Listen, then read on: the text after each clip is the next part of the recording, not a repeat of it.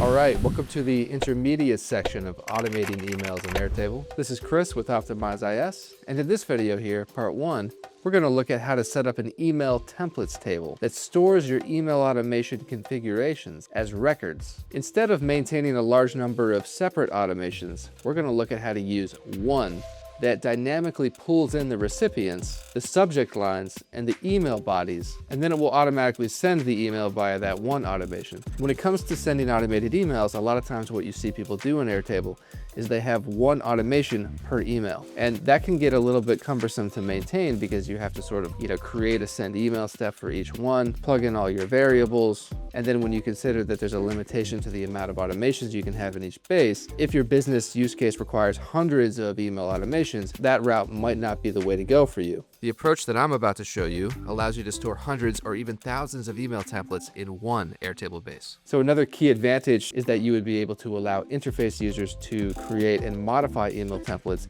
at the interface level without needing access to the underlying base and the automations. So let's dive in and have a look at how to set this up. All right, so let's hop into a base and I'll show you how this works. You're going to need some sort of people table, of course. So we have each record in this table representing an individual with different attributes, their name, their email, job title, country, pretty standard. We're going to need some more tables to support this process. So one table that we're going to need is email templates. So on this table, we're going to have the primary key be email template, and that's where we're going to put the name of the template. So I just have template A, template B, and template C for this example. The first field that we're going to build is going to be a single select field, and we're going to call this subject line. Additionally, we're going to need a long text field, and this is going to be called email body. So for this example, let's say we want the subject line to be example email A, and then example email B for template B, example email C for template C. And then for the email body, we're going to write hi, and then in double curly brackets, we're going to write first name, comma. Now, this is a placeholder, and what this is going to do is it's going to pull in whatever the first name field value is for the recipient of the email template. So if we were to send this to Ethan, it would say, hi, Ethan. And then beneath that, let's put, this is just an example. Hope you're enjoying your day. Thank you, Chris. Okay, how do we get the values in here, right? Now let's go ahead and make another table.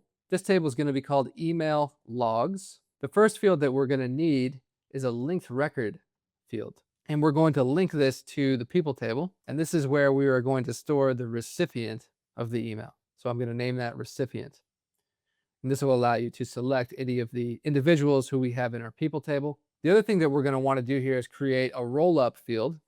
And this is going to be called recipient email. And we're going to be rolling up through the recipient field. So I'm going to make sure that recipient field is selected here as the rollup source. And then beneath that, we're going to be rolling up the email. And I'm going to concatenate that so that it flattens the list into one string.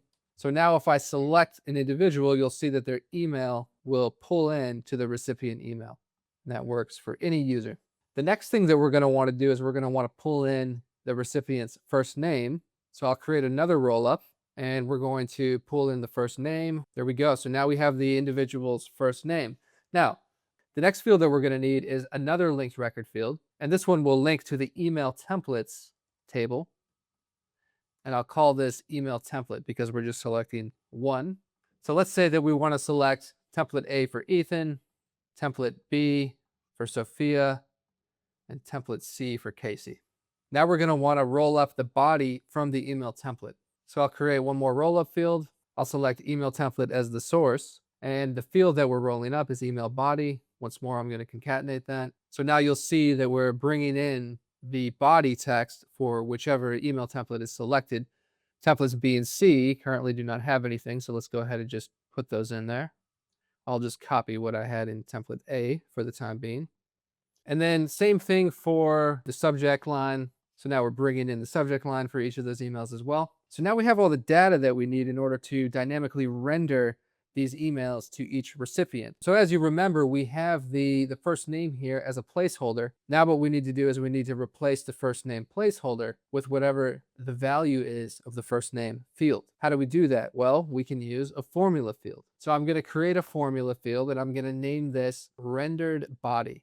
So I'm going to use Airtable's substitute formula function. And the first parameter here needs to be the string that you're going to be substituting things in. So in our case, that's going to be whatever is in the body field.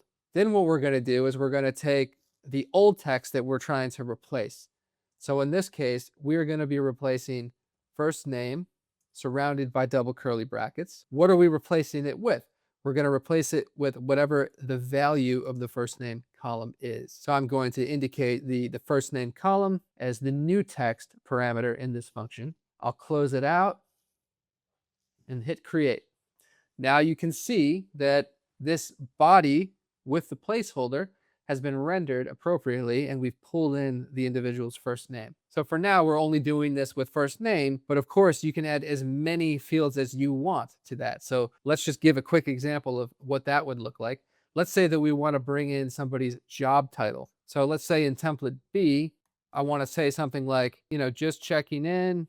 How are things going in your new role? I heard that you are now and then we can put in job title. So now job title is a placeholder in template B. So of course we need to pull in that value from the people record into the email logs table in order to substitute that. So let's go ahead and do that real quick. So doing the exact same thing that I did before. So now we have job title pulled in. So now what we want to do is we just want to add that to the rendered body function.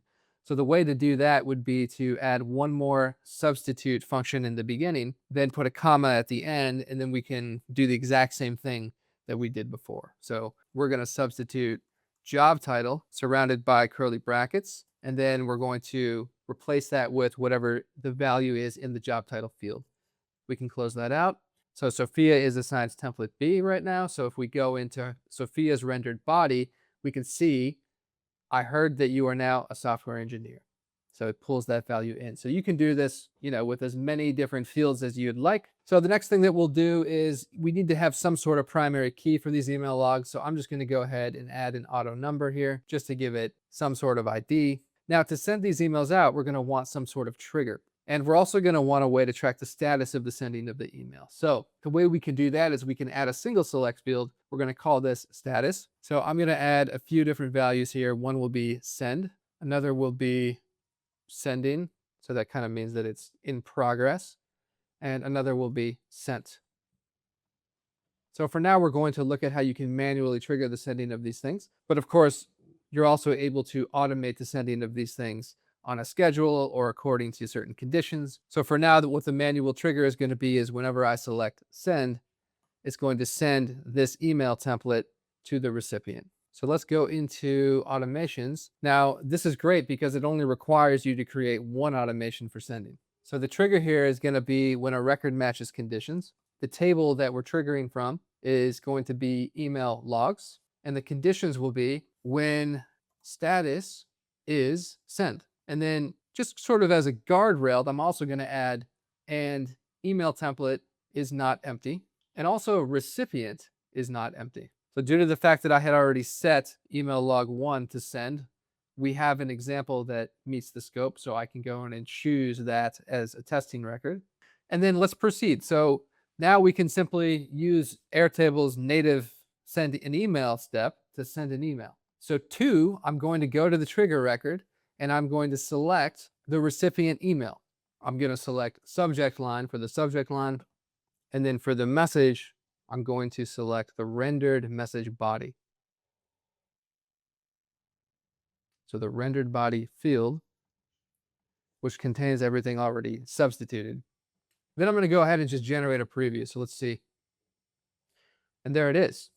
So this is the first one, example template A, the one that we had set up for Ethan. Hi, Ethan. This is just an example. Hope you're enjoying your day. Thank you, Chris. All right. So there's actually something that we're going to want to do before that. I want to have some sort of like feedback after I select send to indicate that the automation is currently running. So what we're going to do before we send it is we're going to update the record. So I'm going to select email logs as the table. The record ID is going to be the record ID of the trigger record. And then I'm going to choose status and update to sending. So now when this automation triggers, it's going to quickly update the status to sending. So I get that feedback so I can see that it's working. Then it's going to send it. And then one final step after it sends, let's update the record again. So I'll go ahead and select the trigger record ID, and then the status we will update to sent, and that's it. So I'm going to name this automation to send email, and I'm going to turn it on. So now this is ready to go. Let's test it. So just for the sake of testing this, I'm going to update the recipient's email to my email address so it comes to me. Let's test it on Sophia. So I'll do Christopher. So I've gone ahead and updated Sophia's email to my email for this test. So let's go ahead and send this to Sophia. You'll see that it's updating to sending, and then it sends and immediately updates to sent. So if I go and check my email now, I'll see that I have an email with the subject line, example email B, hi Sophia, that's me. Just checking in, how are things going in your new role? I heard that you are now a software engineer. So good stuff, right? This allows you to create an infinite amount of emails, right? So I could just add a new record here and I could select somebody else. So let's say we want to send something to Liam. Which template do you want to send? You know, you can have unlimited email templates here as well. You can name these things whatever you want. They could serve any purpose. So, you know, you can select any of those templates that you made at any time and just render them on the fly. And they're all going to just immediately send and pull in the unique attributes of the recipient. You don't have to make a ton of new email automations. It's really a beautiful thing. So you just need one email automation for this. That's it for this lesson. So in the next one, I'm going to show you how to trigger these things automatically at a specific time, but not only at a specific time according to the user's time zone. Looking forward to it. I'll see you there.